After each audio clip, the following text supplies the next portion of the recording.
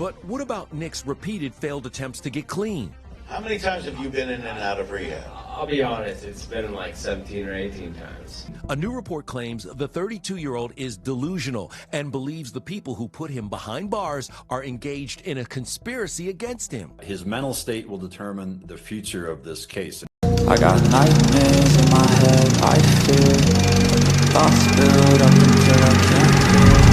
My mind fills up into a creature, and it haunts me somewhere much deeper.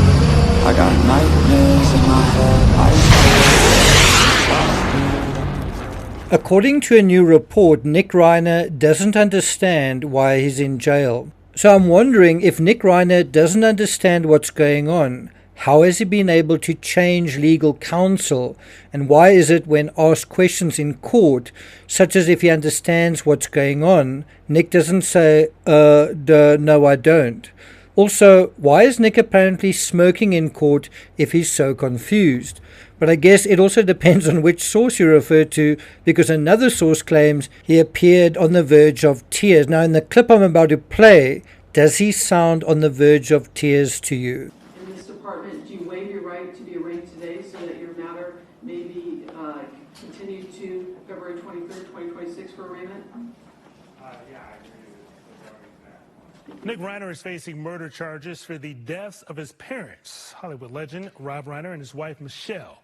But TMZ says that there's some critical evidence that could result in a not guilty verdict from a potential jury. So who do you reckon is the anonymous source TMZ keeps referring to? Here's another reference to that. So TMZ is reporting that Nick Reiner was stable before a medication change. So what are your sources telling you about what went wrong after that change of medications was made? Well, I have to back it up a bit. For years, Nick had undiagnosed a mental illness called schizoaffective disorder. So how does he know that? And the other thing is, he may have been undiagnosed for years, but I think he was also diagnosed for years and treated for years. The reason most of us are so revolted by this crime, I think it's because it seems to be the most indecent crime committed against ostensibly decent people in a decent neighborhood. So how and where does this indecency, this lack of civility, this sheer inhumanity come from? TMZ will have you believe medicine murdered Rob and Michelle Reiner. The strength of this defense is that it does sow a seed of doubt, because how can we know for sure what is going on in these chemical reactions? What impact might adding or subtracting certain chemicals have on an already present chemical cocktail? Let me put this in a totally different context. Let's say a murderer doesn't eat or drink anything and commits a murder. Can you then say he committed the murder? What happens if the same person eats a chocolate bar, a candy bar, just say a couple of minutes before committing the crime? Couldn't you blame that on like a sugar rush, that there was a little bit of irrational thinking coursing through his veins? Or what if moments before committing the crime, the perpetrator ate a packet of Cheese Whiz? I'm telling you, you're in no condition. What do you think is coursing through my veins right now? Cheese Whiz? But you might say perhaps there's a rational argument that antipsychotic drugs could have some sort of impact on someone's psychology.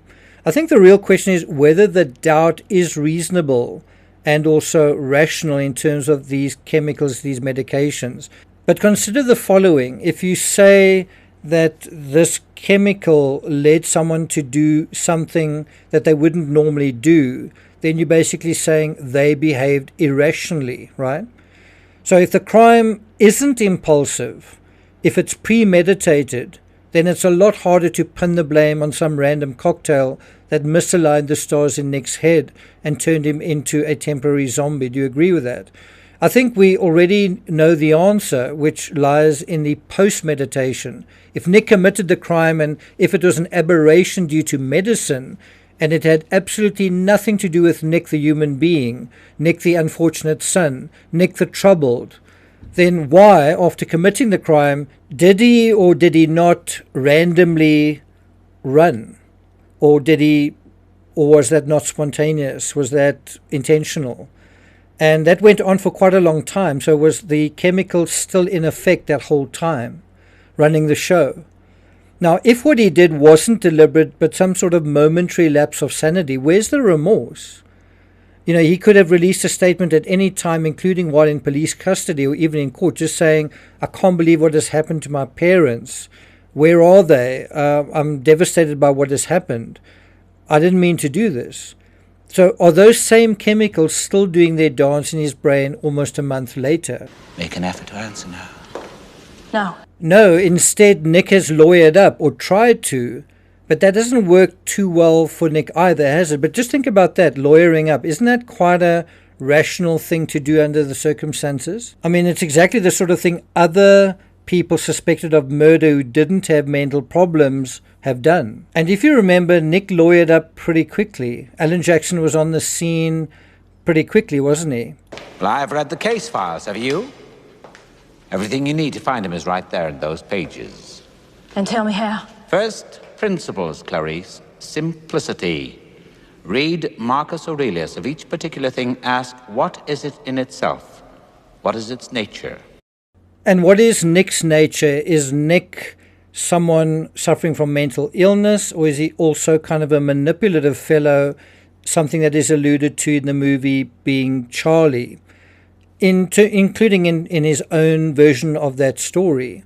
This manipulative person that is perhaps not reliable, also an actor. Now, in this analysis, we'll examine Nick Reiner indirectly via the statistical profile we get from double parricide perpetrators. Are you sure you want to hear this? Before we get to that, what is happening in Minneapolis? And would you like me to cover it? Let me know in the comments. If you haven't subscribed to the channel, please do. If you're finding this analysis worthwhile, please do hit the thanks button and let's get started. And so this is the number 11 clue we all missed. Now, besides the post-meditation aspect, we'd want to look at the crime itself and the fact that it was committed with a knife and was systematic in the sense that apparently both victims had their throats cut. In this sense, the act itself is consistent and persistent rather than random, impulsive, or chaotic. Just the fact that their throats are cut, both of their throats, raises the question of premeditation, and the killer's browser history may provide additional support to this question. Even the backstory, when we look at being Charlie, we see that this knife fixation is actually in the narrative of that story. Is there something more to that whole narrative aspect than we know? But there's also a lot more to it than that. According to Radar.com, parricide, the killing of a parent, has long been regarded as a profound moral violation, harshly condemned in biblical law and punished with exceptional cruelty in ancient Rome. While parricide accounts for only a small fraction of homicides, the killing of both parents, known as double parricide, is rarer still. It's a crime that is so abominable you never hear about it. Dr. Kathleen Hyde, a distinguished professor of criminology at the University of South Florida, has said that parricides account for only around 2% of U.S. homicides. That's the murder of one parent, with just 8% of that 2% involving the murder of both parents. Now, if you thought a crime as rare as this would have threadbare stats, too threadbare to develop a working theory on, well, you'd be wrong. Hyde, who presumably doesn't have an alter ego called Dr. Jekyll, is regarded as the leading American authority on parricide, and she has said that double parricide offenders typically fall into not just 4 categories, but 4 overlapping categories. That's really important to stress. And let's deal with them now. The first group, she said, are long-term victims of severe abuse, often young and still living at home. Now, in terms of that, does Nick Reiner conform to that? And I think the only part that he does conform to is that he's still living at home. I don't know if I would say he's young, but I would say he's on the young side. He's a relatively young man. Now, I've already seen some extreme comments suggesting that this and only this is the case. And I think this says more about the people making these comments than the reality of this case. Anyway, the second involves the severely mentally ill, including people with schizophrenia or depression with psychotic features. Now, the question is, was Nick severely mentally ill or just somewhat mentally ill? Now, according to Hyde, they may have delusions about their parents, or they may be hearing voices, God's telling them to do this. Now, this is the category the defense wants you to believe Nick is in. But if he was so severely mentally ill, why wasn't he in a mental health facility? You might say that he was, but the point is, on the night of the murders, was he in a mental health facility? Instead, his folks took him to a party. That's hardly a sign that they believed he was severely mentally ill, and the fact that Nick went with them suggests he didn't believe that he was that depressed either. Does that make sense? Then the third category includes what Hyde calls dangerously antisocial, people who kill for selfish reasons such as money or freedom. That seems to be more of a choice that the perpetrator elects to make based on their selfishness and the kind of person that they are. And here it is, what they want is their parents' money, and maybe they're going to get cut out of a will, or their parents are setting some financial limits. And that is really an important question we need to ask here.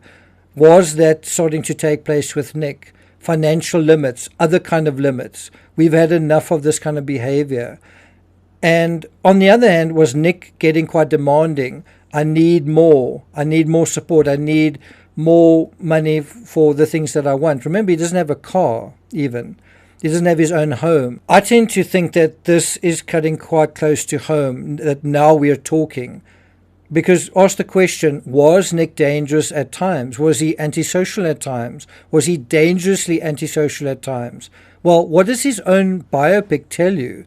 I don't think there's a better description of a drug addict than as a selfish, dangerously antisocial human being. Just having a love of drugs over your fellow human being is antisocial and dangerous. Then there's the fourth group, where Heidi said are they the enraged whose underlying anger can erupt into lethal violence, sometimes intensified by drugs or alcohol. Hyde stressed that these categories are not mutually exclusive.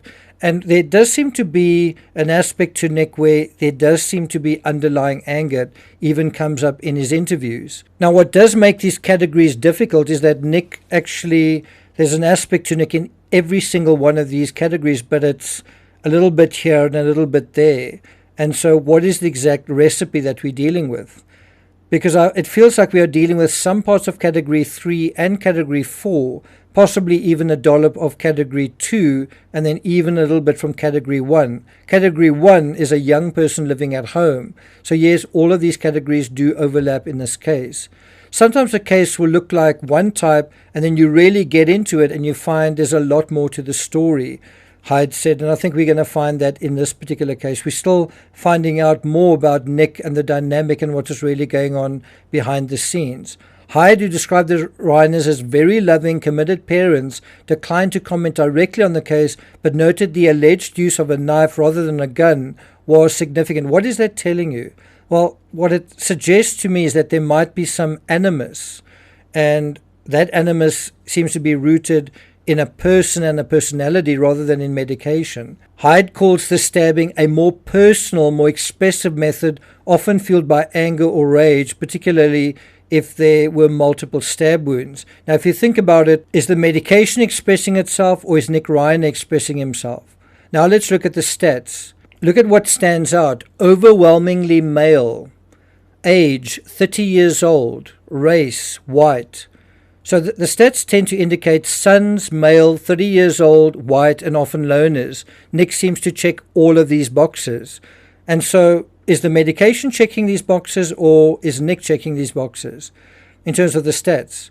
And what do we seem to be dealing with here? Why males and no females? Well, doesn't there seem to be a far greater stigma in our society on loser males living at home than on loser females? Also, why white males? I think it's the same thing. There seems to be a far greater stigma in our society on loser white males living at home than on other males from other races living at home. So what are we dealing with generally? A pathetic stay-at-home male who wants to transcend his circumstances and in frustration seems to blame his parents for who and what and where he is. In their misguided reasoning, they seem to think that by murdering their parents they can get the freedom that they want, when instead the opposite happens. That's when consequence and real limits really come knocking and break down the door from all of that fairy tale thinking, the magical thinking that has gone on for so long. And just look at these stats. In double parricide cases, studies show about a third of these involve sons killing both parents. The real question is whether mental illness is a mitigating factor here, because the statistics show it can be in these types of cases. Then motivations and context, conflict. Common drivers include long-term financial issues. Was Nick struggling? He didn't really have a job. He was essentially living at the whims of his parents. And so was he at the mercy of them giving him money?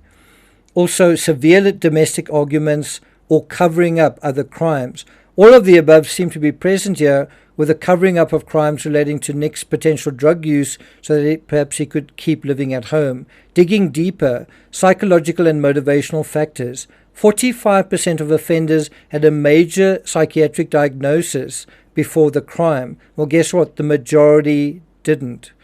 Conflict source. While public perception often focuses on that, research suggests domestic arguments are the most common immediate trigger. That's quite interesting, that ordinary meat and potatoes arguments can be the most immediate trigger. Then intent. Nearly half of the cases are spontaneous acts resulting from immediate conflict, while about 40% show evidence of premeditation. And in this case, it might be a combination of both, that there was conflict, there's an argument at the party, and who knows what was going on in Nick's mind prior to that, and also after that. For reasons I've given, post-meditation, premeditation, also Nick's own backstory, mental illness seems less likely here as a crutch for the defense to lean on. That's certainly in my opinion. But actions speak louder than words, and so I don't know if you can have Nick living at home, leading a normal life, going to a party, and then the moment he commits a crime, well, then he's mentally ill and deserves special treatment. Nick's whole deal was that he didn't want special treatment, especially in terms of rehab. The only special treatment Nick seems to want was to be the exception to the rule. Will he be the exception to the rule of law? Well, with Alan Jackson out of the picture, that seems unlikely. Well, I'm not going to take it further than that. Thank you for listening. Hope you have a great weekend, and I'll see you guys next time.